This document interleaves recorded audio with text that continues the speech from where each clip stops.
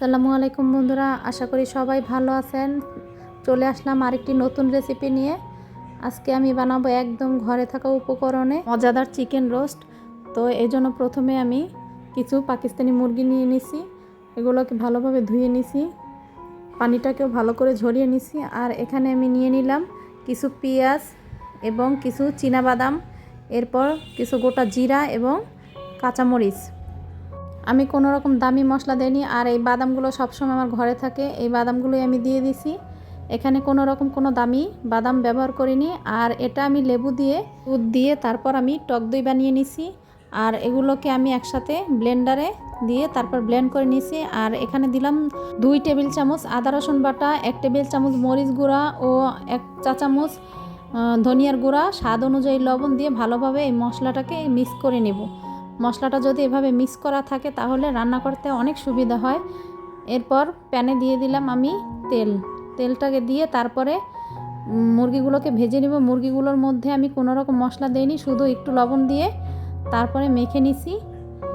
এরপর এগুলোকে হালকা করে একটু ভেজে নেব, ভেজে তারপর তুলে নেব। এই যে এই রকম একটা কালার হলেই হবে। এখন আমি এগুলোকে তুলে নিব।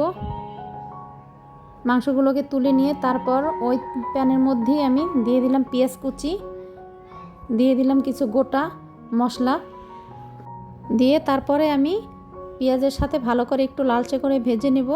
পেঁয়াজগুলো যখন একটু লালচে হয়ে আসবে তখন এর থেকে আমি কিছুটা তুলে নেব বেরেস্তার জন্য।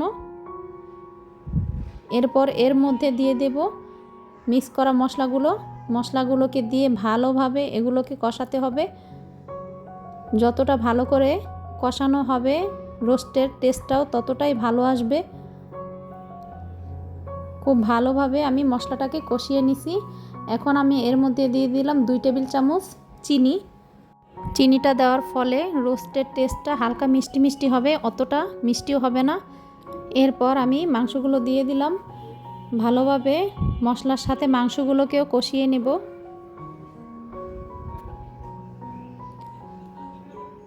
মাংসগুলো মোটামুটি কষানো হয়ে গেছে। এখন নেড়ে চেড়ে এর মধ্যে আমি পরিমাণ মতো পানি দিয়ে দেব এবং দুধ দিয়ে দেব।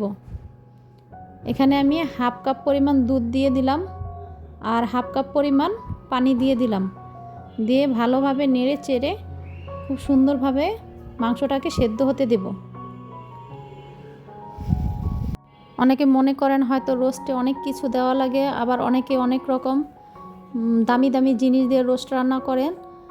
আমি বলবো আসলে ঘরের যে উপকরণ থাকে সেগুলো দিয়ে রান্না করে দেখুন। আশা করি এভাবে রান্না করলে খেতে খারাপ লাগবে না, বরঞ্চ অনেক ভালোই হবে।